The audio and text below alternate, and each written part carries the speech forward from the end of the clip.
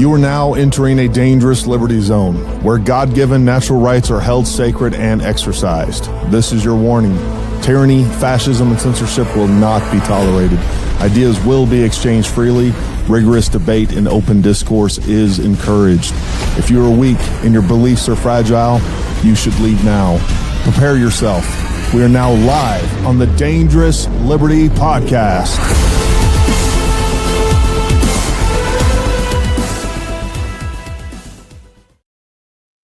All right, folks, what's going on, people? Happy Wednesday, everybody. It's good to be back. We've been on the road. We've been busy. We got Jason back there. Hey. He's going to be good for all kinds of sound effects. He's going to be a great contributor to this conversation. Yeah, it's been a good minute. I haven't even been here for a second. I know. Oh God. See, I already messed it up. Already screwing things up. Hey, I want to say hi to everybody over in the comments real quick. If you haven't said hello, make sure you do so. I want to say hi to Ann over there. We got Jason, TG sponsor, John Rollins. Who else we got over here? Michael Henn, Todd Hester. Who else we got? Lori Matthews, Steve Vacanti, Cool Stuff, Ted Boyette, Zippy the Chimp. Nobody forget Zippy the Chimp. But, man, there's a lot of stuff to talk about. We've kind of been on the road the last couple of weeks. We've been doing a lot of stuff, and now we're playing catch up. Man, I was just telling old Jason on a chat today that we basically have an avalanche of to-dos that I'm way behind on, and I'm trying to catch up, and Jeff Johnson as well. But anyways, we got a lot of stuff going on. We got a lot of stuff going on in the world. We got a lot of stuff going on as far as the business goes. We just came back from Canada visiting KDEX. Man, that place was phenomenal. Yeah, how was that? That was awesome, dude. I mean, it was mind-blowing to get to see the things that they do. I thought I knew what I was getting into when I went in there and what to expect. I didn't have a clue. Yeah. Those guys, they're building firearms in a way that's just next level. It really is. Yeah. So I'm really proud to be carrying their guns and seeing what they do through. And there's a whole discussion, and we're going to have one of their guys on a podcast very soon. I was really just, again, kind of shocked at the level of attention to detail, the precision that they build things, how they build things, the testing process that they go through. As I'm kind of quizzing them about different guns, like, oh, hey, why do you have this feature on here? I'll give you guys an example. So on some of their newer rifles, on the buttstock, all the adjustable portions of that buttstock are basically on a polymer. It's polymer, right? And I'm like, why is this polymer? Why didn't you guys make this aluminum or whatever else? He's like, hold on, let me show you. So he brings me over to their holding area, right, where he pulls out a couple different iterations of the exact same gun of that exact same buttstock. He's like, hey, this was all aluminum. This is what we're going to go with. But the problem is we were getting, vibrational feedback. So it was like twing, kind of like when you, when you hit a ball on the stem of the bat. Yeah. Or remember those muzzle brakes, the tri muzzle brakes from. I do know. I know what you're talking about. Yeah. So they were like, you could feel that vibration on there. And so, we tried this, and they showed us another version of it. And then this, like, everything they do is super meticulous. They fire every single one of their weapons. They put at least 3 rounds down the barrel of each weapon, and they actually catalog the brass from that firearm just to identify if there's issues later or whatever else. They can go back, they can take a look at that. They just do some things that I'd never heard of anybody doing. Every component on those rifles they make. So, for instance, I was talking to you about the polymer portions of that. They have their own injection molding. They manufacture everything. They manufacture their triggers, every component of the trigger. Everything they do is done to their specification. They were in there. They have a whole electronics department, and they were in there soldering on the motherboards in the boards on that, because they build their own hardware to control all their CNC machines. So they're literally not dependent on anybody.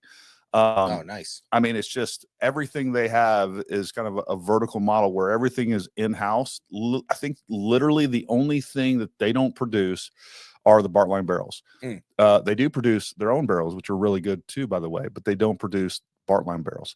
So that's literally the only component. Every fastener, just about everything on that gun, they do have their own in-house Cerakoting. Anyways, we got a whole video of that coming out. So That's pretty cool. So stay tuned for that.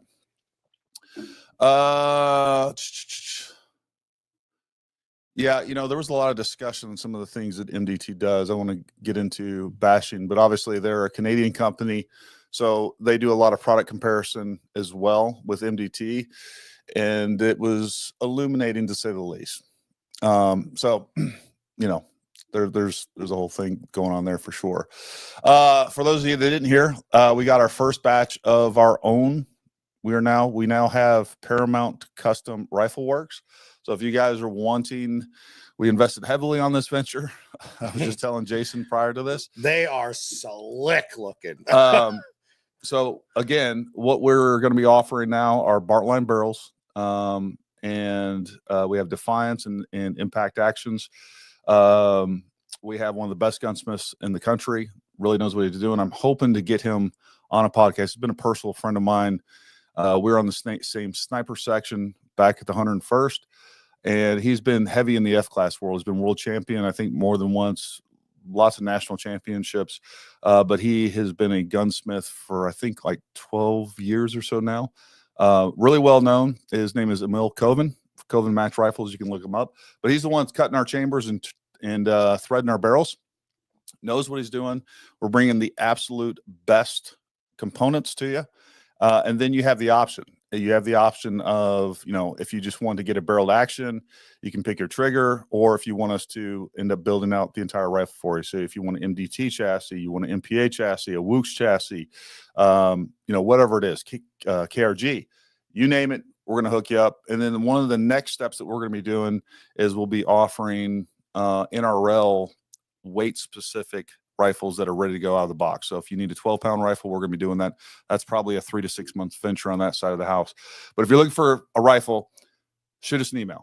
All right, we'll take care of you. I will tell you guys the biggest challenge right now, because there's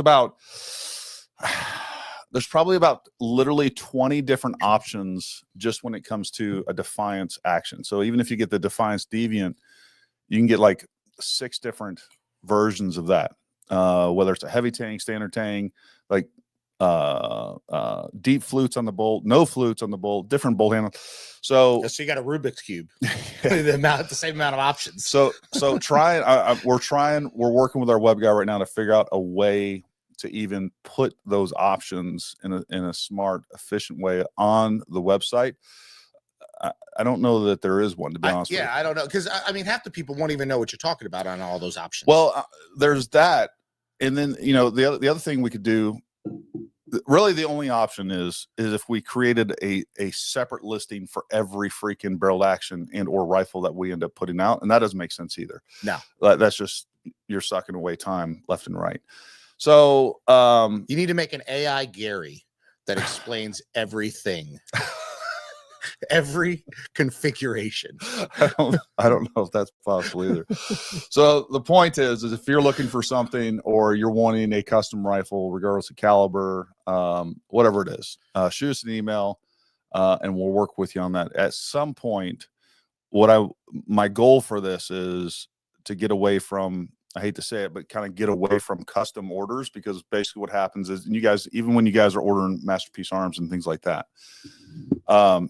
if you're ordering something that we don't have in stock, it's a 15 to 16 week wait at a minimum, right? And then what happens is the one that you wanted ends up being 18, 20 weeks out. And then we start getting phone calls at 15, 16 weeks. Where's my rifle? And you get frustrated. We get frustrated. We're fielding, where's my stuff questions nonstop. I'm getting angry thinking about it. And so my goal ultimately is we're going to be putting things out. Hey, this is what's for sale. But in the meantime, we got to sell some actions. We gotta sell some rifles. So if you're looking for something custom, I think probably the next 6 months we will be offering custom orders, and we'll try to help you out with that. So if you want something truly, truly custom, as opposed to us just putting it on the website and selling it, shoot us an email. We'll take care of you. Yeah, that. I hear what you're saying there, but that doesn't literally, if we had all the listings and stuff, sure, we could move those things over to another website, but that doesn't fix the time and the logistic problem of setting up the website. That's what makes it so hard when you have, you could literally you'll literally end up having like, I don't know, probably somewhere around 300 options available per rifle just on a Defiance action. We haven't talked about caliber. We haven't talked about twist. We haven't talked about barrel profile. We haven't talked about barrel length, all of those things, the type of trigger, all those things. So yeah, I mean, once you get that stuff up there, you can kind of export those options to another website. And I'm not sure that makes sense, but we may have a drop down where it's just, custom rifle section. I think that'll fix it. But the other thing, the real problem is figuring out how we're going to put those things on the website so that it's easy for people to navigate and, kind of go from there. Yeah. Well, Jason, as far as your, I did get your press upstairs. So it's pretty much halfway to your house at this point. Getting it out from down here and getting it up there. And your dies, by the way. So yeah, the Defiant Deviants have tons of different options, and what you even see on their website, there's a quarter of what is actually available to us as a dealer and the things that we can order. So it's definitely rich people problems, right? First world problems. Like how do you put all these options for custom rifles on your website? Muted. Are you guys talking about me? Am I muted? No, it's Jeff sucks. He doesn't know what he's doing. So his is muted. And then we're good to go. What else has been going on, folks? I'm trying to think before we get into the hard and heavy details of this new information coming out from Tulsi Gabbard. I don't think it's any sort of major revelation. No, but here's the question though. Yeah, right? Go ahead. So if one way, right, and honestly, I believe what they're saying only because it didn't make sense the first time around Russian collusion thing, right? So like I get behind this. Right? Well, let me slow you down because just so we're clear. What do you mean? What they're saying makes sense? Oh, like it was all made up. Right. Gotcha. Okay. Yeah, like it was all made up. Like, yeah, that already for me from back then, I was kind of like, yeah, this is nonsense, right? I agree. Sean. It just didn't make any sense back then. So I'm kind of behind it now. Like, yeah, I get that. However, right, if they're going back to say, oh, wait a second, you need to believe the intelligence community. Well, the intelligence community is the ones who already bluffed it. So how are we supposed to believe the intelligence community again? Right? Well, if it could be weaponized one way, why can't it be weaponized the other way? Right? That's hard to sell. That's a hard sell. Well, let's do this because what I have here, and this is how we're going to start this off, because I do think Tulsi kind of lays this out and she has receipts with this. So let's play this from the beginning. I know Jeff Johnson will love this because Tulsi is his favorite person on the planet. Cool. But let's play this, and she kind of lays out some things there. She looks like an X-Men. And then she does look like an X-Men. Or maybe a vampire. Yeah. She's a 4,000-year-old vampire. Yeah. And then on top of that, again, there's some other posts of hers that she puts out that you can kind of see components of on the left and right of the screen. But anyways, let's watch this. Let's hear what she has to say, and then we'll dive into some of the other receipts that she delivers. I'm going to go over the key findings from the House Intelligence Report, which investigated the claims that were made by an intelligence community assessment ordered by President Obama and published in January of 2017. First, Putin's principal interests relating to the 2016 election were to undermine faith in the U.S. democratic process, not show any preference for a certain candidate. In fact, this report shows Putin held back from leaking compromising material on Hillary Clinton prior to the election, instead planning to release it after the election to weaken what Moscow viewed as an inevitable Clinton presidency. In the January 2017 intelligence community assessment that President Obama ordered, John Brennan, who was CIA director at the time, and the intelligence community intentionally suppressed intelligence that showed Putin was saving the most damaging material that he had in his possession about Hillary Clinton until after her potential and likely victory. The report goes into great detail about the information that Russia and Putin had on Hillary Clinton, which included possible criminal acts like secret meetings with multiple named U.S. religious organizations in which State Department officials offered, in exchange for supporting Secretary Clinton's campaign for the presidency, significant increases in financing from the State Department. They also had documents that showed the patronage of the State Department to State Department employees who would go and support Hillary Clinton's presidential campaign. Shifty State Department. So, something I was thinking about when I was watching this earlier, in any other situation, this would be one of the biggest political bombshells and news stories in the history of this country. The problem is that we have a media that's been obviously very complicit in damage control for the Democrats and for Obama and Biden and Hillary and even James Comey and Clapper and all those guys.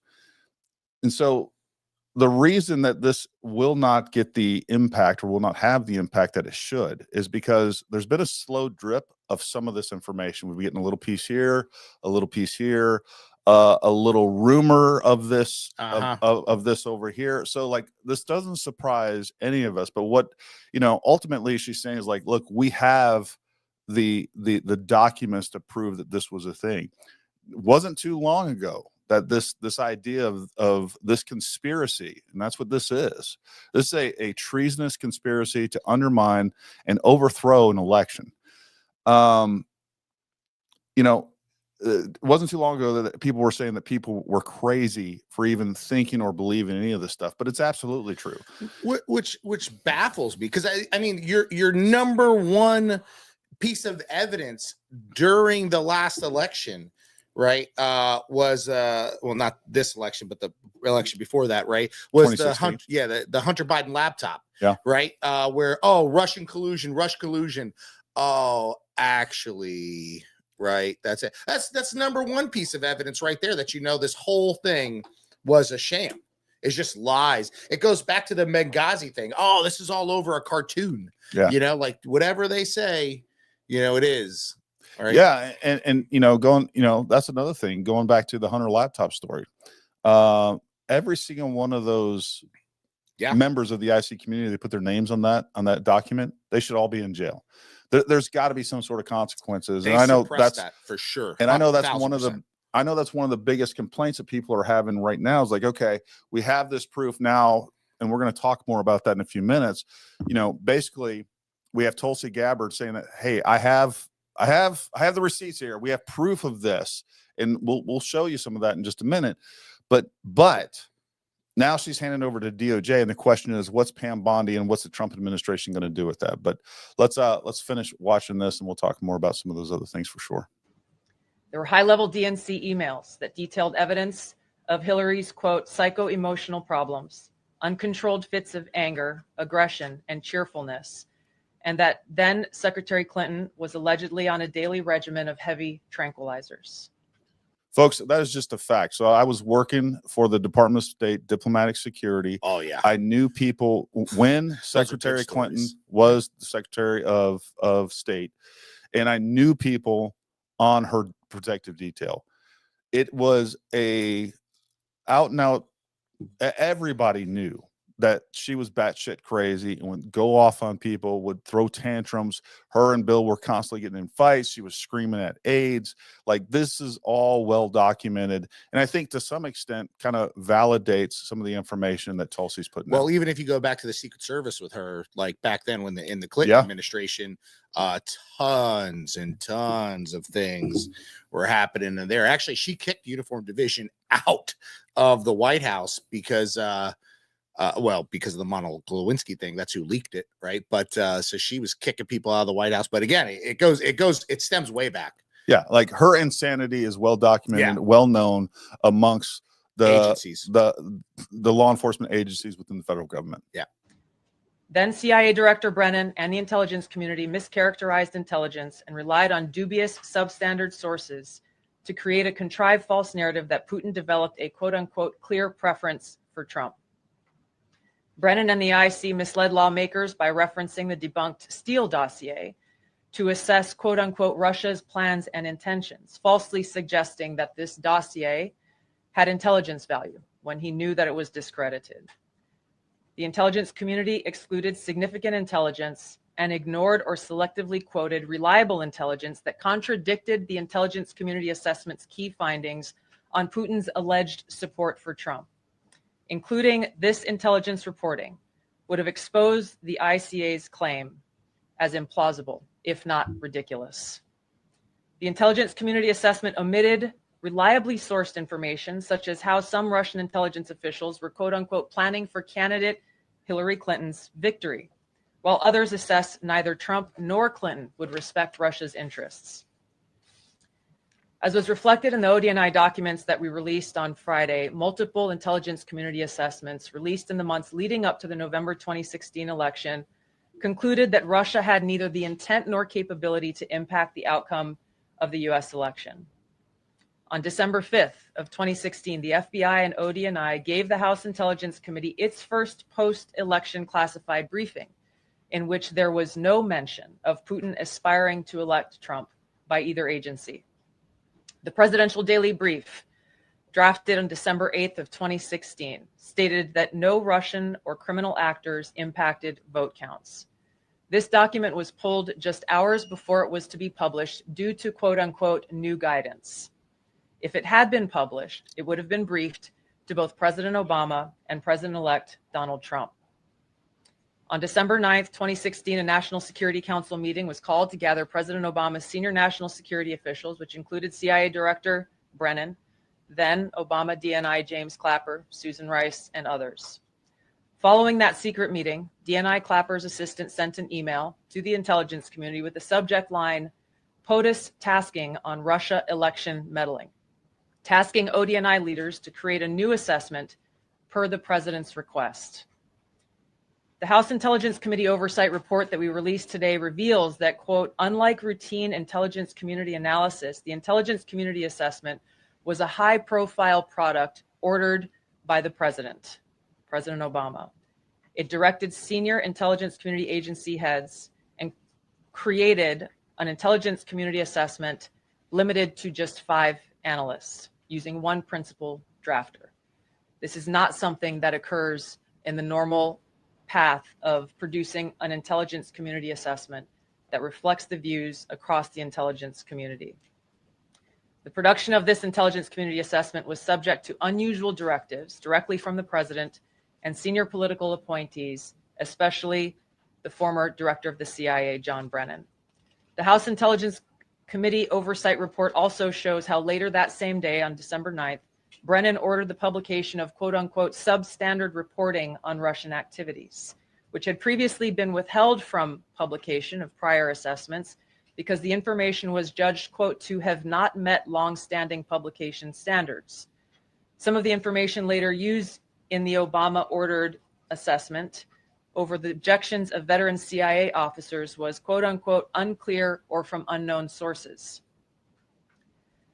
The Intelligence Committee's Oversight Report reveals that CIA Director Brennan overruled senior CIA officers who challenged the Obama-ordered intelligence assessment, stating, quote, we don't have direct information that Putin wanted to get Trump elected. Yet, the Obama-directed assessment was published on January 6, 2017, which explicitly stated, quote, we assess Putin and the Russian government aspired to help President-elect Trump's election chances when possible by discrediting Secretary Clinton and publicly contrasting her unfavorably to him, end of quote. The CIA and FBI, then led by John Brennan and James Comey, expressed high confidence in this judgment, while the NSA expressed moderate confidence. Yet, as the report we released today shows, the ICA, the Intelligence Community Assessment, did not cite any report where Putin indicated helping Trump win was an objective. The opposite is true. With regards to the Steele dossier, we now know that one of the source documents that the Obama administration used in the creation of this intelligence assessment in January of 2017 was none other than the discredited, unverified Steele dossier. The House Intel report states, quote, contradicting public claims by then CIA Director Brennan that the dossier was not in any way incorporated into this intelligence assessment. The dossier was referenced in the intelligence assessment's main body text and further detailed in a 2-page assessment annex. John Brennan lied, and he denied using this dossier in this intelligence assessment that President Obama ordered because he knew it was discredited. It was a politically motivated, manufactured document. he directed senior CIA officials to use it anyway. CIA officer told the House Intelligence Committee staff as they investigated this, quote, "The director of the CIA, John Brennan, refused to remove it. And when confronted with the dossier's many flaws, responded, quote, 'Yes, but doesn't it ring true?'" Even the bipartisan Senate Select Committee on Intelligence report published in 2020 criticized the FBI's handling of the Steele dossier, noting its completely unverified nature and purposeful sidestepping of intelligence community procedures in its use. Now, President Obama, Hillary Clinton, John Brennan, James Clapper, James Comey, and others, including their mouthpieces in the media, knowingly lied as they repeated the contrived narrative that was created in this January 2017 intelligence community assessment with high confidence as though it were fact. John Brennan, as CIA director, stated in a memo to his agency staff in December of 2016, saying, quote, "There is strong consensus among us on the scope, nature, and intent of Russian interference in our presidential election." This was reported by NBC News, confirming that Brennan, along with James Clapper and James Comey, agreed with the CIA's assessment that Russia intervened to help Trump win the presidency. As Obama's director of national intelligence, James Clapper was tasked with overseeing the creation of this assessment in January of 2017 by President Obama, and he expressed confidence in its findings. In a 2018 interview with the Harvard Gazette, he talked about how he provided Trump with the same classified assessment that President Obama received, which included the high confidence judgment that Putin directly ordered the hacking and election interference. Clapper then went on to add, "I think they, the Russians, actually influenced the outcome." This is a brief summary of the details that you'll find within the House Majority Staff's report in their investigation into the Obama-directed January 2017 intelligence community assessment. That leads us to the very same conclusion that we announced in the release of our documents on Friday. The implications of this are far-reaching and have to do with the integrity of our democratic republic.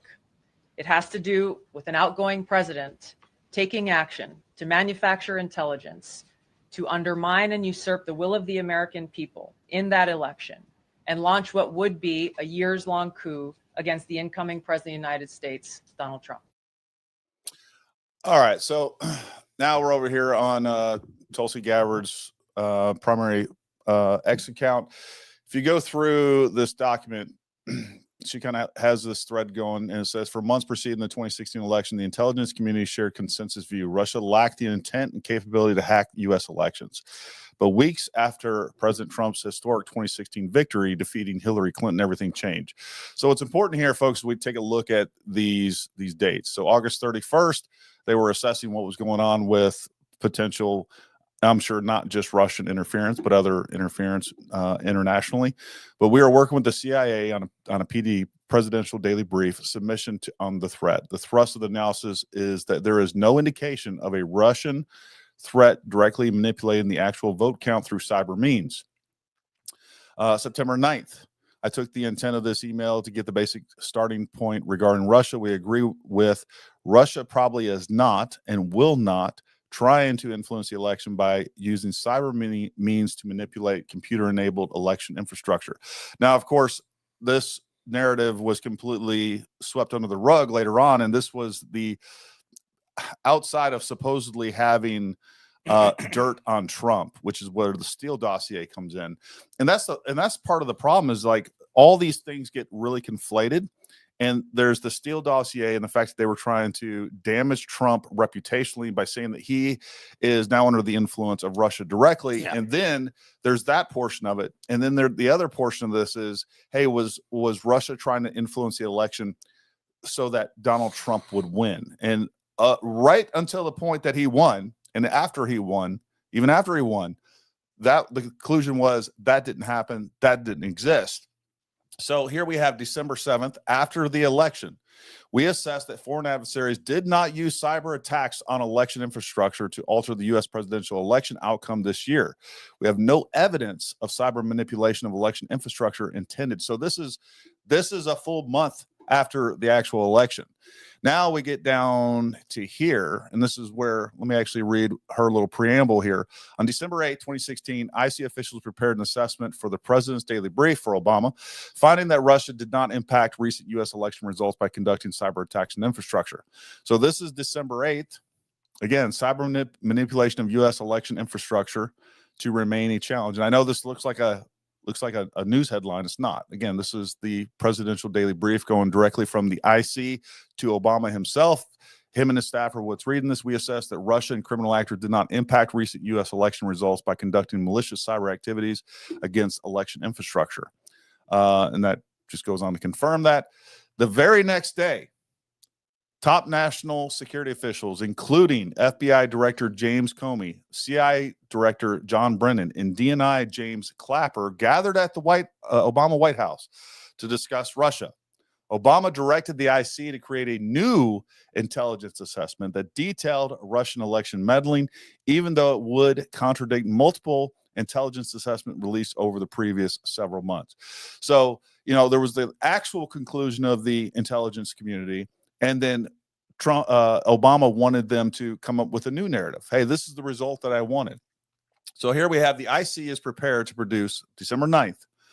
The IC is prepared to produce an assessment per the president's request that pulls together the information that we have on the tools Moscow used and the actions it took to influence the 2016 election, an explanation of why Moscow directed these activities and how Moscow's approach has changed over time, going back to 2008 and 2012 as reference points. ODNI will lead the effort with the participation from CIA, FBI, NSA, and DHS. So here we have, that is literally the smoking gun, is that we have proof that there was a very clear conspiracy to undermine and damage a duly elected president. And if this isn't treason, it's definitely some sort of crime. There has to be some sort of crime here. We have a president directing the intelligence community to come up with a result that absolutely isn't true. But that's after the election. This is after the election, right? Yes. So how could it be treason? He can defame or do whatever, right, after the election.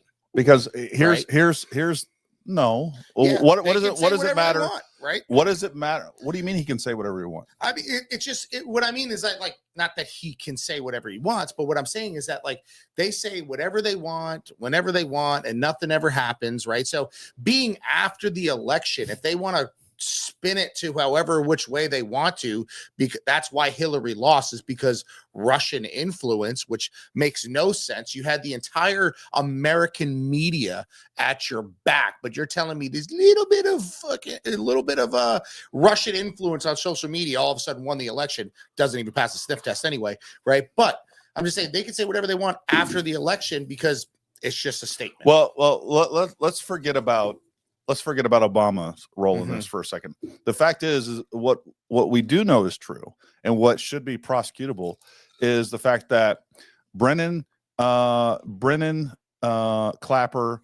and several other people were brought before the House committee on the election interference and flat out lied. And we know that now. So they should at least be able to be prosecuted for perjury. Sure. So there's that. I do think, I'm sure. Look, dude. So here's a problem with what you're telling me. Okay, let's say it's not treason. Yeah. The fact is we just came from the last election where we had multiple different attorney generals pressing charges against Trump that have never even been heard of before. That was the weaponization of DOJ. Absolutely. For sure.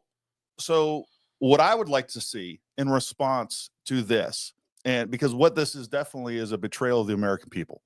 That is absolutely a fact. When you have a president saying, hey, you know what? I want you to get rid of all these conclusions that the intelligence community, and I want you guys to come up with new conclusions, and we're going to present those as facts or leak those to the press so that they can create a narrative that destroys the capabilities of the president to actually administer and execute his office while over the next 4 years. That's a real fucking problem. Yeah. And there's got to be something on the books for that. If there's not, there sure as hell should be. And you know what? If we're gonna try out new novel novel prosecutions on anybody. Let's do that against Obama. And folks, I've heard a lot of conservative people say, like, look, we just need to let this go. No, we don't need to ever let this go. This was when we talk about an actual threat to our democracy, this is an actual threat to our democracy. Out of all the stuff they've ever thrown at Trump saying that it's a threat to democracy and that this country's going down and da-da-da-da-da, like, this is the one time I've ever seen something like that's a real threat to democracy. Hillary Clinton lied to the American public about Benghazi, created her own server to avoid FOIA, deleted all evidence of everything, right, to circumvent everything, and nothing happened to her. You think this? And the crazy part about that is nothing going to happen here. And the crazy part about that is James Comey came on live TV and beat his chest. Is like, yeah, there were actual crimes committed, without a doubt. 100%. But we're just not going to prosecute. It's the same thing. Biden, when they said, Trump had these classified things, it's like, oh, Biden had them too, and he wasn't president. He's an old man that didn't know any better, so we're not going to charge him with anything. But this guy over here, we're going to get him again. It doesn't matter. They never hold anyone accountable, and it's going to be the same thing. Well, hold on. They do hold people accountable. You just have to have an R behind your name, and especially if you're related to the Trump administration. Many people have went to jail for the dumbest crimes ever that no one ever goes to jail for under the Trump administration. That's a fact. I will say if you're part of the Trump administration specifically, then yes. Other than that, no. Well, and here's the problem with all this is like, what de-incentivizes them from doing this again? And the only thing that would de-incentivize them from doing this again is actually being at least someone attempting to look. I want the attorney generals out there. I want Pam Bondi. I want all of you guys to get together, get inside of inside a conference room and go through every criminal code that you can possibly think of and come up with as many possible charges as you can come up with against Obama, Clapper, James Comey, Hillary Clinton, whatever else. I don't care. They need to go through the ringer, just like they put the Trump administration and his associates through the ringer, because what's good for the goose is good for the gander. And that's the only possible, number one, it's the only possible road to any sort of justice, equity, fairness. And most importantly, it will prevent this from happening again in the future. Like, this cannot take place this is third world country bullshit. No, it's getting wild. It is definitely getting wild. Yeah, I don't know that, I don't know that Thatcher, I don't know that Russia had a preference for Clinton or Trump. Well, I could tell you what, they definitely didn't want Trump in. I believe that would be a harder thing to have. There's no way they didn't say to themselves, like, well, if Trump does get elected, it's gonna throw a wrench in the system here, because we don't know what he's capable or not capable of, right? Well, they know what they can get away with Clinton. And this is something that I think people forget.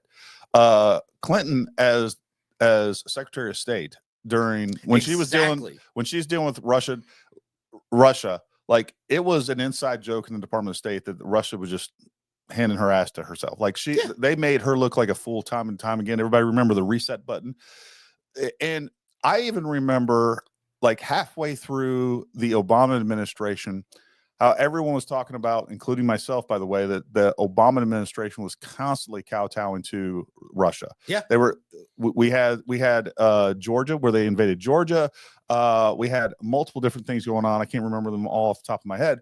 But here's a fact: is that during the Trump administration, Russia sure didn't invade Ukraine. Exactly. And that's what I mean. Like, there's no way that Russia, right, said to themselves, like, well, we'd rather have Trump involved, because they don't know what he's capable of or how he would react, right? They knew if Hillary Clinton they knew exactly what they can do.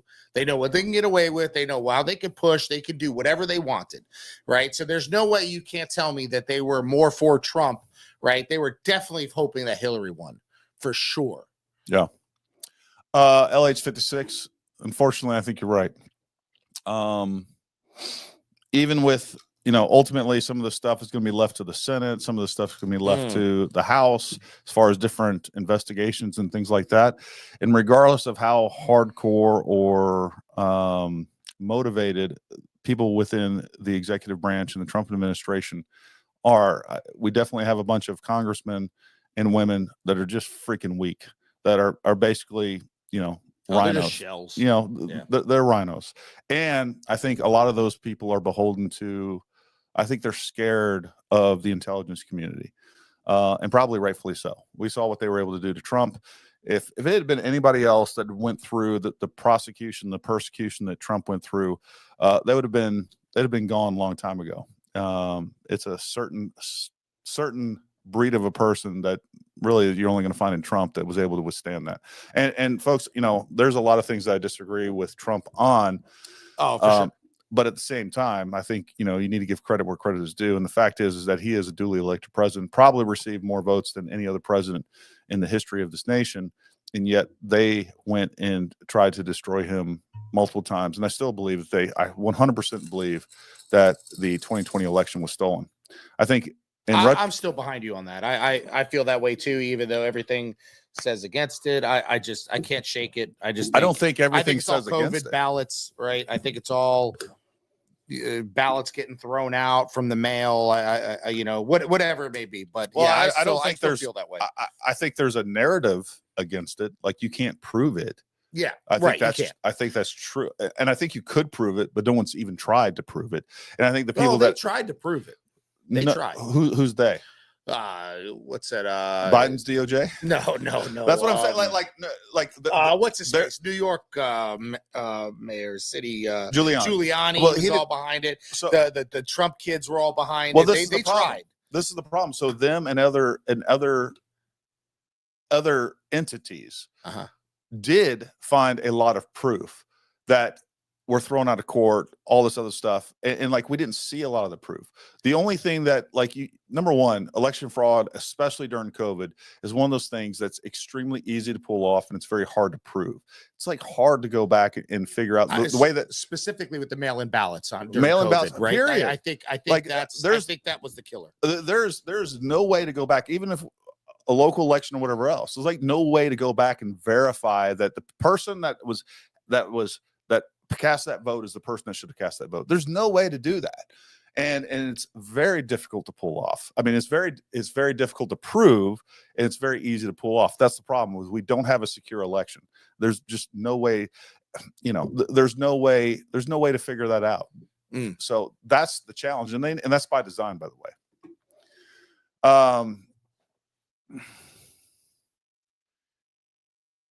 Yeah, no, the thing, you're absolutely right, conservative sniper hunter. Hillary was a major part of this. Number one, her and her campaign are the one that funded the Steele dossier, which is what ended up being used as proof. So, the crazy thing, and again, I'm probably repeating myself for sure, and some of you guys have heard this before as well. The Steele dossier, the crazy thing about that is that was submitted. It was immediately written off, but it was kind of a Hail Mary, because then they ended up pulling things from that information from the Steele dossier. Then what they did was they leaked that information to the press. And then when the press reported the information that they leaked, to actually get warrants, they pointed back to the reports from the news reports as confirmation of this dossier to begin with. So this was a circular thing going on where they were using the bullshit that they put out as proof of the bullshit they had in their hand.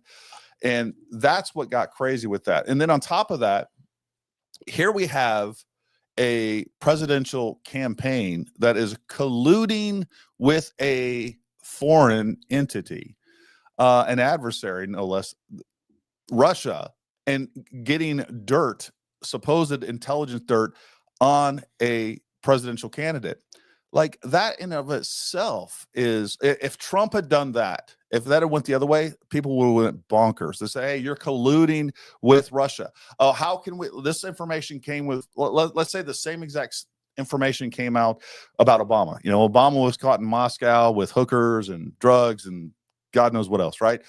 nobody would take that like, hey, that came from the Russian intelligence. Nobody's going to take that seriously. This is clearly being used to damage a president candidate and or president-elect and or actual president.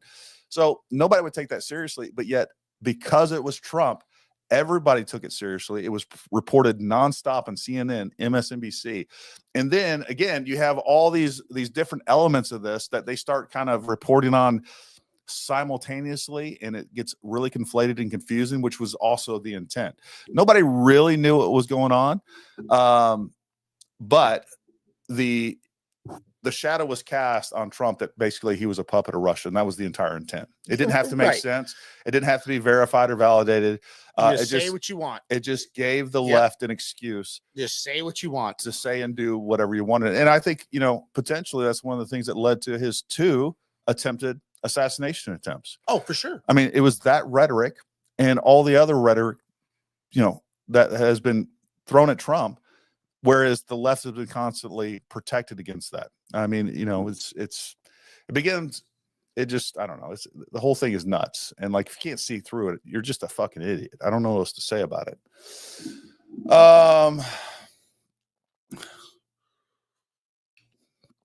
Don't you know, CNN is all truth reporting. Absolutely. I mean, I watch them every minute.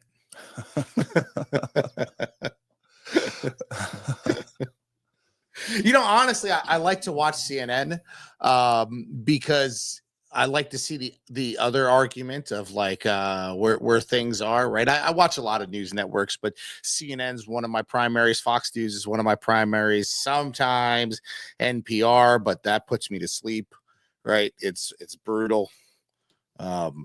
But I like to hear what the opposers say, right? Like, what CNN is saying, what they're putting out there, and really dig in, because sometimes they say things I'm just like, oh, that's interesting. I do my own research and I'm like, oh, that seems to be true, and then sometimes they say stuff I'm like, wrong answer, right? And then it's just easy.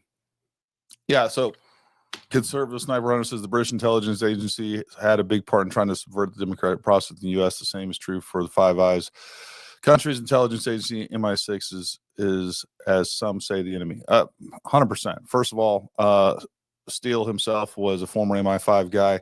I think when he left MI5, he's just now freelancing, getting up.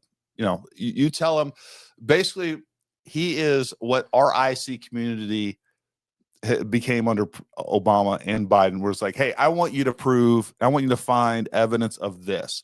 This is the end result. I don't want you to go out and investigate. I just want you to find the end result of this. And that's what essentially Steele did. Don't forget about The View. I love The View. Of course. Who doesn't like The View? I mean, obviously.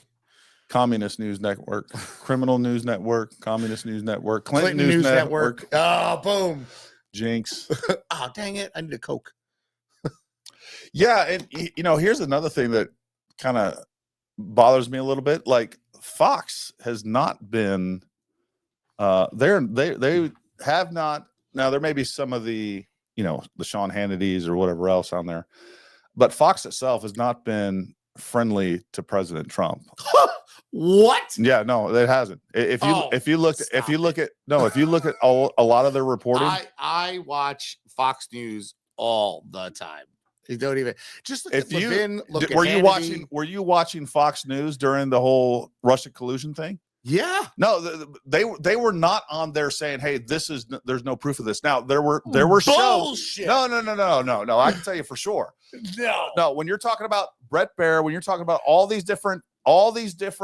Brett Baer is one of the few actual reporters on Fox News. This is what I'm talking about. Brett Baer reports. This is what I'm talking facts. about. I'm not talking about the editorialized different shows, which is like almost everything else. No. Yes. Name one show on there.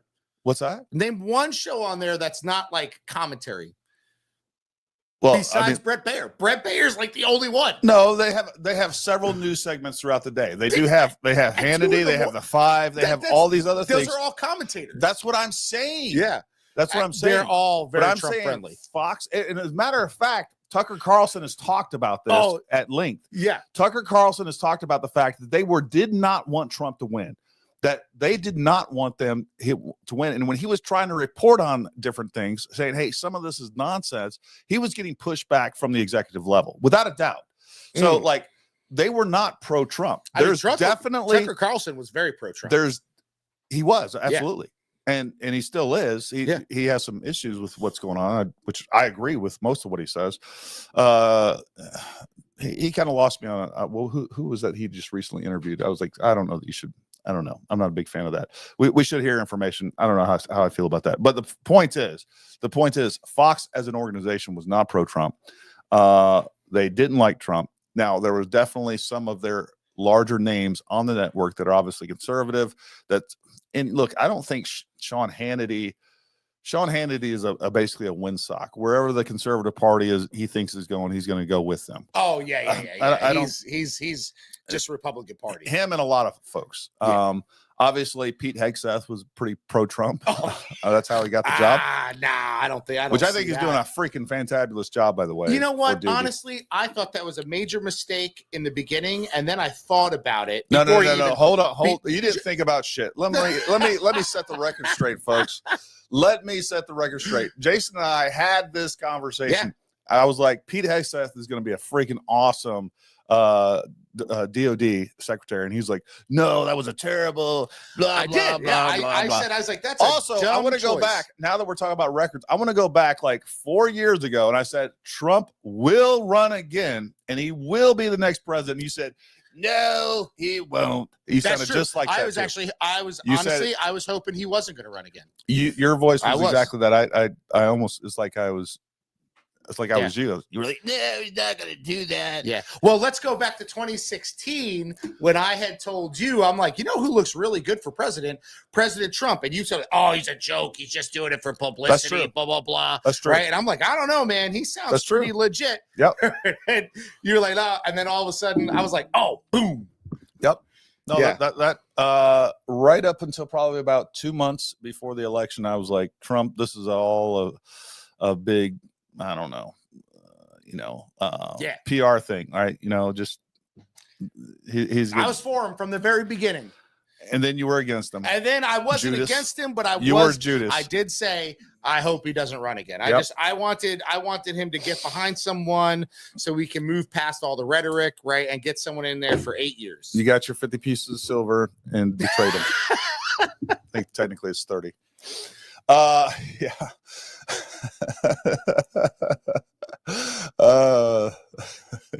Deep state DeSantis.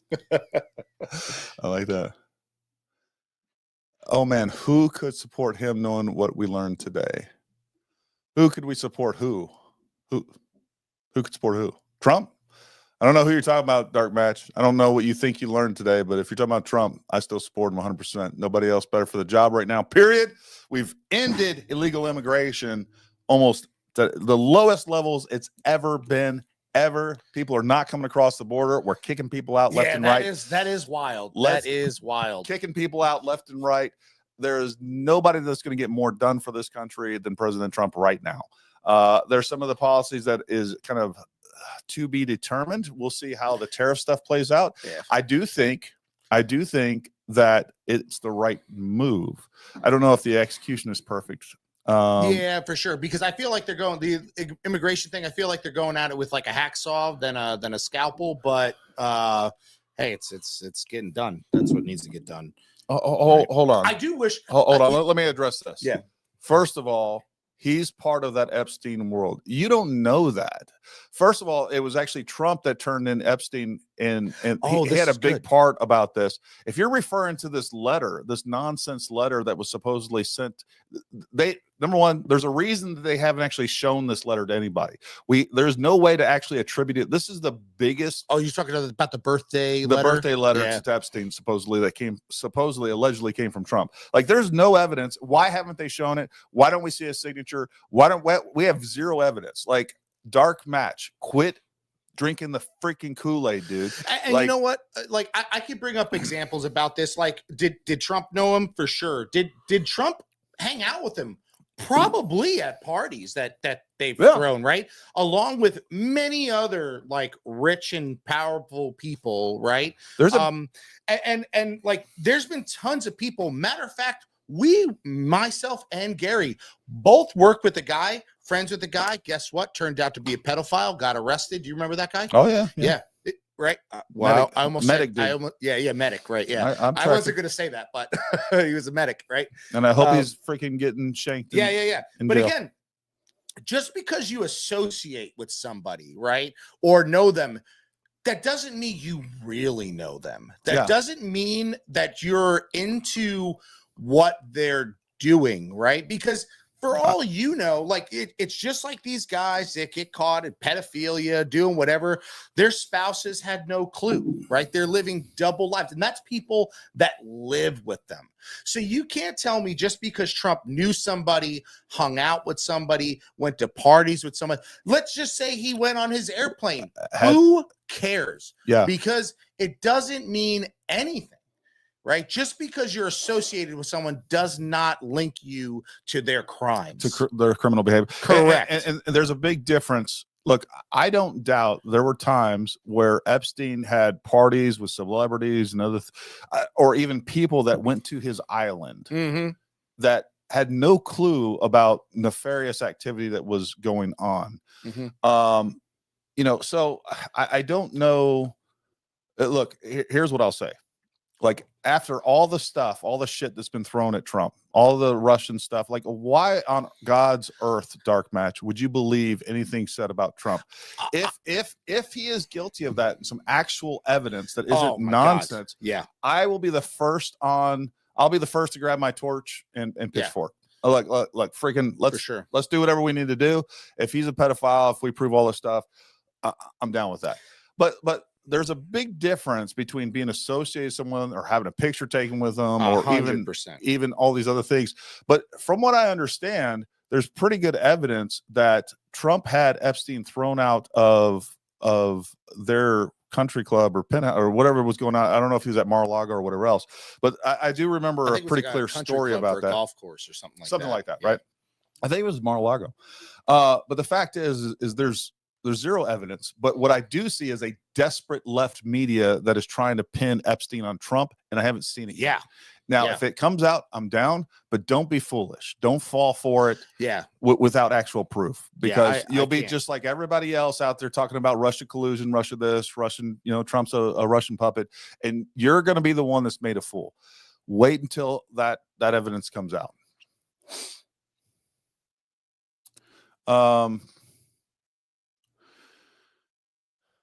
Yeah, I do have a problem with that, and I do find that, and I talked about this the last show. Oh yeah, that was wild. So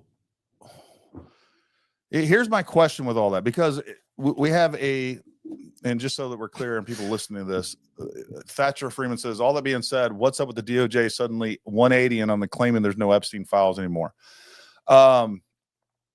Number one, I was very highly critical about that video that was released that has a full minute missing. Like how did they think that we weren't going to see that?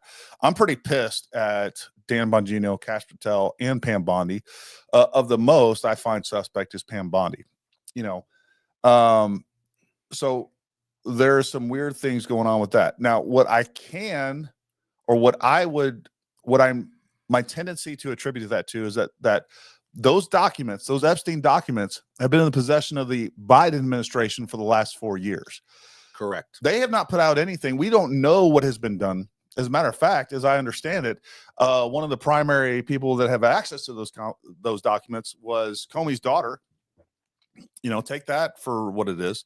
But the fact is, we've had these for the last 4.5 years that the Biden administration has had access to all these documents. We don't know, to me at this point, there's been no chain of custody. We don't know what has happened with those documents, good, bad, or indifferent. And there could be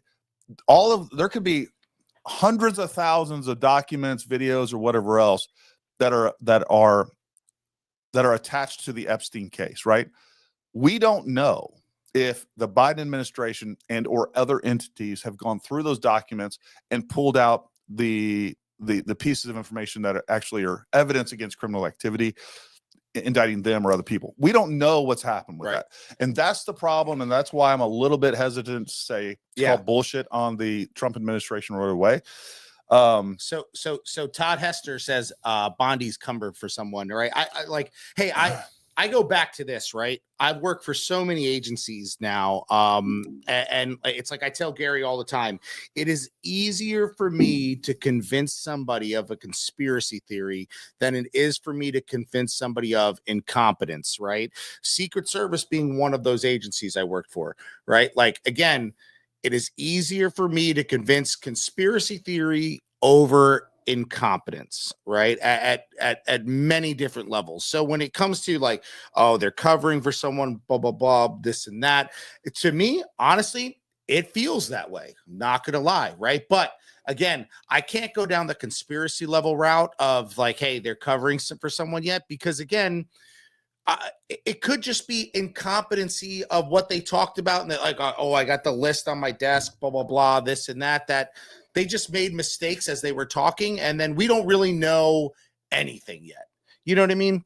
So I can't go down those conspiracy levels, those theories yet. Yeah. And again, we don't know what was handed over to the Trump administration. Like Kash Patel could be on the up and up, Dan Bongino and even Pam Bondi. Look, I can't get over the fact that I'm super suspect of Pam Bondi. I don't like Pam Bondi. Really? You don't like Pam No, Bondi? I don't. I don't. There's something about her, man, that I think is completely untrustworthy. I'll tell you what, Trump will never get rid of her. That is one loyal affiliate. She is loyal. Yeah, Trump's not getting rid of her. He'll get rid of Bongino before he gets rid of her. I hope that's not the case. And I have some problems with some of the stuff Bongino said too. So there's some discrepancies between the Dan Bongino that I used to listen to on a regular basis on his talk show and the Dan Bongino that is now, assistant director of the FBI. So, and maybe there has to be, right? Like you have to be a little bit more professional. You have to be a little more careful when you're working in a government capacity. There's no doubt about it. Conservative sniper, I will say that I don't think this is an actual defense. I'm going to disagree with you just slightly on this. He says, conservative sniper hunter says, would Trump have gone through all the crap to become president if he was involved with the underage children, knowing that he could be exposed someday? I don't think so. I don't think that's a defense. Look, I would say yes if you're an egomaniac. Yeah. Yes. And look, I think regardless, I think it's well established. Look, Trump's an egomaniac. Oh yes, and I think it's one of his superpowers, right? Yeah. And most of the most successul people on the planet, I think most presidents for sure, CEOs, billionaires, they are egomaniacs. Yeah. So I think that especially if Trump had already went through one presidential term and that had never come up or hadn't really affected him, he would definitely think that even if he was involved, that he could get through another one without it affecting him. That's just hubris. If that was true, this is obviously all hypothetical. I don't personally think that he was involved with that. There's some things, look, honestly, I just don't, and I'm trying to separate. I'm obviously pro-Trump. I'm biased toward Trump. I defend Trump because I've seen all the nonsense, and I also think that he's the best person for president. But I am trying to consciously separate that from, hey, do I actually think that he would be a pedophile? And I don't even like using that term too, because really what we're talking about is not really pedophilia. We're talking about it's somewhere 16, 17, 18-year-old, maybe younger.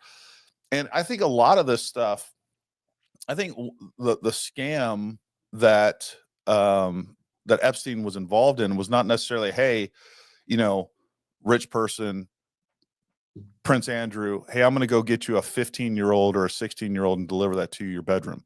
I don't know that was his scam. I think that what his scam was, hey, there's these people that are underage, and there's lots of girls today, oh, you're 25. No, they're 16, 17 years old. And I think that was kind of the trap that he was, because that's what I would do. Like if I was going to do that, and if I was part of an intel operation where I wanted to blackmail people, I would take unwitting people and be putting them in situations that were highly damaging, highly compromising, and then showing them that proof of that later. Like, hey, you know what? You're going to do what we tell you to do. Well, if not, we're going to give this. And by the way, that girl that you were with, she was 17 years old. So Do you want the rest of your life ruined, or do you want to vote yes on this or no on this, or do you want to do this? Or you want to give us some money or whatever it is? That's what Russia does. I think that is the more likely scenario. Now, would it be possible where Epstein definitely brokered in some of these? That's was part of his game too. Like, hey, if a celebrity or politician or whatever else wanted underage people, I'm sure he'd be happy to oblige. But I think primarily what we're dealing with was an operation where they were intentionally trying to compromise people unwittingly. And, I could be wrong. Again, it's all speculation. Honeypot engineering. Exactly right. Yeah. And the fact is we haven't got an Epstein client list. I don't even know that there was ever an Epstein client list. But what I do think that there was there's video, there's likely audio evidence, there's likely things, unless it was just scrubbed from the different residences, and it wasn't just the Epstein's island. He had multiple residences that he used for some of these different parties and activities and things like that. So I'm interested for this Maxwell to interview. Is she going to do an interview soon? Ghislaine Maxwell? Yeah. And by the way, is it Ghislaine or Gillian? It's Ghislaine. I don't know. I don't spell well. Well, there is a bunch of silent consonants in there that probably shouldn't be. Is it Gilligan? I don't know. It should be Ghislaine. I'm trying to think of the interview I just watched on that was I thought was super informative. Daryl Cooper with Tucker Carlson. They go back into the different ties between everything, the different ties that Ghislaine Maxwell, her father, Epstein had, different intelligence communities that they had ties with. If you haven't watched the Tucker Carlson show, Tucker Carlson and Daryl Cooper on the true history of Jeffrey Epstein, you need to go watch that. I did not know the many different connections that it also talks about. Nobody knows really where Epstein came from. Like, he shows up in New York. He basically he's a college student that drops out, then basically becomes a math teacher for an extremely prestigious school. The next thing you know, he's working for Bear Stearns. The next thing you know, he's like basically working with gun runners and all these other, it gets crazy. And I didn't know this, and it's well documented. And Daryl Cooper did a good job, regardless of what you think about Daryl Cooper. He does a good job documenting that and finding the information on there. And it's definitely worth listening to, because it gets crazy. It is a spy novel. My problem with Tucker is that I always think he's too much of a conspiracy guy for me. Who? Tucker Carlson. Hard for me to listen to. Oh, because you don't like hearing the truth. You're like, give me that blue pill. This steak tastes so good. I know it ain't real, but it's delicious. I have a little bit of blue dye in my red dye. That's for sure. That's for sure. Yeah. This steak is delicious. I'll just stick with this steak. Plug me back in. Keep me plugged in. I don't want to know the truth. Ignorance is bliss. Yeah. So there's that. Yeah, I agree. Tucker is on the money with most issues. If you like conspiracies. Well, like, what conspiracy are you? Where was he wrong? What's he wrong about? Aliens. Okay. Well, what is his stance on aliens? Because I actually agree with you on this. You know what his stance on aliens are? Yeah, his stance. He's wild about that stuff. No, what do you think his stance is? I'm asking. It's it's been a good minute since I've listened to his aliens. You don't even know what you believe. You're right. Well, also, I've been drinking tequila for a while, so he thinks that aliens are basically angels and demons, and I disagree with that. So. Oh well, yeah. Well, that would be plausible, right? Anything's plausible. I'm getting tied into the fact, or getting sold on the fact, that we're probably in a oh yeah, we're in a video game. Well, yeah, we're in a simulation. Yeah, you're not even real. Only I am. That could explain a lot, actually. And maybe that is the story of creation. Maybe Yeah. This is all AI. AI has already been created. I'm watching the recreation. I like what Jeff says to Jason. Aliens are real. Shut the fuck up, Jason. I don't dispute that aliens aren't real, by the way. They're definitely real. They're statistically speaking, they do exist. Yeah. A conspiracy theory is nothing but a truth that's going to be found out later. I mean, that's all it is. Guys, I'll tell you, I'm back on the freaking 100% back on the we didn't land on the moon. Conspiracy. I'm definitely on that. I'm definitely no. I'll tell you, out. I'm out. I'm leaving. I got some stuff. Oh my! You need to have an open mind and I listen can't to even some watch evidence. this show anymore. He's like, I quit. I quit. That's way too red pill for Jason. Give me that. I'll eat that steak. It's way too out there for me. 100%. No, but yeah, I'm gonna have somebody on sometime. We're gonna present some good evidence of that. The government cannot keep a secret. Oh, they can. No, they can't. They can. No, not of that level. It's impossible. Impossible. I 100% believe that we didn't land on the moon, Mr. Oh Riojas. my God. Take it or leave it. Take it or leave it. Yeah, and I think I'm with you. No, I'm with the Earth isn't flat. Yep. The Earth isn't flat. Yep. I'm with you. But I don't think we went to the moon.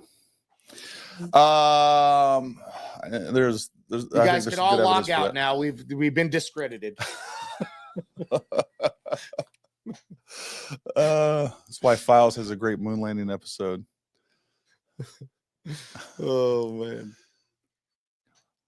Can't stick to one story or whether the Epstein documents exist. Exactly. We were in a different time for sure. We were a different time. Things were definitely a lot more compartmentalized back then. Yeah.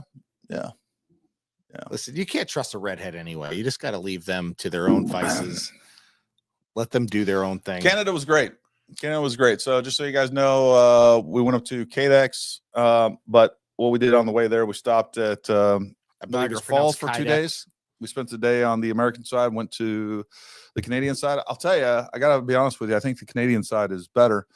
But on the American side, everybody was telling me, don't waste your money on the Maid of the Mist boat ride. Dude, that was the absolute best. Like if you go to Niagara Falls, I think it's $25-$30 for that boat ride. 100% worth it. It's the best view you get anywhere else. Huh. They drive you out there. You can see the American Falls. You can see the Horseshoe Falls, the best panoramic view from everywhere else. Yeah. So that was really cool. Did you get all wet? Oh yeah, you get wet, but they give you these ponchos, and I'm like, oh, this ain't gonna work because it's just all mist. Yeah, it's just here. a little. But it actually, you got off, and it was hot. So like between that's nice. Yeah. My hair got wet, face got wet, hands got wet. I don't have them problems. Camera got wet. That was it. Huh. It's nice. Yeah. What else we got going on here? Well, I think that's where we kind of run out of good information that we need to talk about tonight. Yeah. Not the hair exactly. That's the worst. Don't want that messing up. But yeah, so this is going to be interesting to see how this all plays out. Will anybody be held accountable? Whether we're talking about Epstein, whether we're talking about the Russian collusion hoax, I sure hope so. I think they need to do whatever they need to do. I hope so, but I know so they ain't. Not going to happen. I tend to agree. Yeah, I tend to agree. I don't know, man. You know, the thing is there is like the Trump administration is going to lose a lot of support. I'm not sure that matters, given that there's not going to be another election, or at least, Trump doesn't have another term to look forward to. So, yeah, I'm not sure how that's going to play out. Mike, you can't come to any more classes. You've been to too many. Shut the fuck up. Yes, we are going to be adding more classes this year. I actually thought they were up on the website as of last week, but for some reason they weren't. There will be more classes coming up. He might have one entire cabinet of cups. He does. He absolutely does. Probably has 20 or so. Yeah. We're also going to be doing, I need to get this listed as well. We're still finalizing the curriculum and things like that, but we will have a field match course that we'll be doing out at Black Bear. So look forward to out of Gladstone. So look forward to that. That's going to be, a really fun course, and we'll be doing that prior to. So I know Mike and a couple of other guys, you guys are shooting the Major Land Sniper Cup. We're going to be holding that course out at Major Land, well, at Black Bear facility, which is where the Major Lands can be held. So we'll be holding that course a week prior to the weekend prior to that. So it'll give you a little bit of intel and information on how the terrain is out there, wind, all that stuff. So is it cheating? I don't know. I guess maybe a little bit, but I mean, everything's going to change when it comes to the day of the 2 days of the Major Land. I'm actually looking forward to that too, because not only will I be shooting that with one of our instructors, Mo, we're actually going to have a vendor tent out there, and I'm still working with a couple different companies to come sponsor that as well. Looks like we got a couple on board. Oh, one big announcement, folks. If you guys aren't familiar, if you're not long range shooters, maybe you're not. But the Tango Innovations Fire 4000, on which I did a review, they are very, very strict when it comes to they don't allow us to give any sort of discounts. They just decided to launch a soft program, so special operations. So if you were attached, you were an operator 18 series, you were a SEAL, Ranger, anybody within the soft community, and or you were attached to that unit, you were eligible for a discount. I think it's a $300 discount. I think. So if you were like a support guy, even if you're a support guy, yep. Even if you're a support guy, if nice you were attached to a soft unit, and I'll tell you, one of the reasons that we're doing that is because it's a matter of verification, right? So you're gonna have to shoot us an email to get verified, and or if you're retired or out, you can send us a DD-214. We can get that information. But what do you think Timothy Wall rates? Oh, he's way up there. He's way up there. So, here's one thing that you and I haven't talked about since it all blew up. I talked about it on the last podcast a little bit. By the way, fake Green Beret people. Yeah. So what's your thoughts on Tim Kennedy? Oh man. Well, I got like I told you in our previous conversation, we both were in the Q course at the same time. Tim was. Yeah. I rolled around with Tim at the Team Rock, right, and everything like that, but not. And I knew Tim more of a passing acquaintance than a good friend, but I will say this about Tim: he is a phenomenal person, in my opinion. In my experience with Tim, he's always been great. I can't say anything bad about him. I will say it's a shame that what happened and what he did. Yeah, it's hard because, again, I know him as a great dude, and other people, everyone has opinions about people, right? Some people like me, some people don't like me. I mean, Gary doesn't like me, but he keeps me around anyway. But that's the thing, right? I only know him as in one way. I don't know him to be as part of the book that happened, but I will say it's not good. It's not good. I'll tell you, he's cooked. I will say, cooked. he definitely. He definitely destroyed a lot of stuff with that, and I feel sorry for him. I feel bad that this happened because, again, one thing you can't take away: he's a Green Beret. He's been to combat, right? He's been to places. He's done a lot in his career, right? He's fucking Tim Kennedy, right? Yeah. Like a UFC fighter, professional UFC fighter, like. It's like you can't take that away. It's the same thing with the Rob O'Neill stuff, right? We all know the real truth behind that. Most of us in the community, the Rob O'Neill, again, Rob O'Neill has done.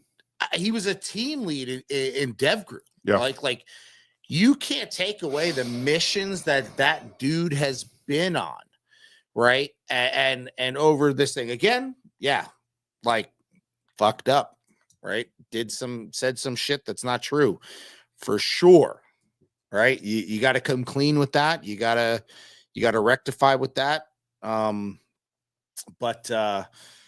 yeah, I personally, I know Tim as as a great dude. And that's just me knowing him personally.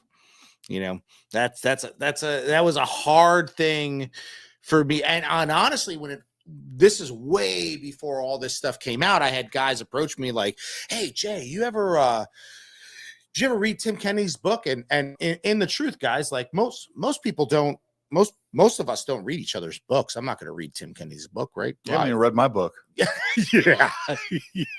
Yeah. But yeah, we really don't do that. We really know the truths anyway from being out there, being part of the team. We've all heard things going on, so I don't really need to read most books. I might even know the people in the book, so it's not a thing that I do. But when they talked to me about it, I said no, I never read it. And then they said, hey, some people are saying that these things that he said aren't true. And I actually stuck up for Tim. I said, well, I haven't read the book. I said, but I don't know Tim to be a liar, right? I was kind of like, I don't know him to be a liar. And then like when I started hearing what's actually in the book, ooh, that was bad. Yeah, there was some nonsense in there. That was bad. That was bad. It really is. Gary can't write good. You're 100% right. Yeah, someone's got to write it first. Yeah, for sure. Yeah, auto dictate. Mike and Ann are 100% on point with both of these. This is true. Yeah, it's a shame that he damaged. And again, I feel think sorry for him. I do. Again, he's got to He's got to own up to it as well. I don't feel sorry for him. I feel it's sad. That's what I mean. Like, yeah. Like knowing he did it personally, knowing him, it is sad. It is sad. At one time, I looked at him as a really good ambassador for, because again, U.S. Army Special Forces, we're just not good at PR like the Navy SEALs are, right? Yeah. Man, those guys, I think it's like a prereq. You got to write a book as soon as you get out or when you're getting out. You also have to have good hair. You got to have good hair. You gotta like, if there's a Navy SEAL in the room, you're going to know it right away because that's how they introduce themselves. So yeah, it was good to see that we had some good PR going on with Tim Kennedy and a good representation of the tab of the Green Beret. And, the fact that he just kind of flushed all that down the toilet, it really is a shame. And you know what? Like he's a Sephardic grad. He is a SODIC grad, I think, right? Yeah, SODIC. Yeah, SODIC grad. SODIC, right? Ranger School, right? So like that, he's done it all. All this being said, right? You can't like again, like you already know he's lied about his experience and stuff like that. But if you ever take sheepdog response classes, I'm sure the information is solid. I mean, I've had several clients. I don't know. I've never been to one. So I've had several clients that went to sheepdog courses, and every single one of them, like different courses. One was a shooting course, one was a med course, and completely different people. They brought it up to me. I've never like, hey, how does our course compare to sheepdog response? Yeah. And they were like, dude, your courses are so much better. That was trash compared to this. We didn't know what to expect. Really? Yeah.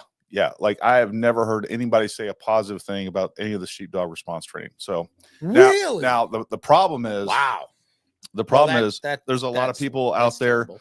There's a lot of people out there that went to one of these courses that have never been to a different course. So there's no like anything to compare it to. Sure. So I'm sure there's like a lot of people saying, hey, this is a good course. Like, sure, you learn to do X, Y, and Z, but you don't know what a professional course looks like or a different course looks like. You had nothing to compare it to. So there's probably some, but I will tell you, I've had multiple people tell me independently, different times, different places, like, dude, they paid a lot of money for those courses and they didn't get half of what they got from us.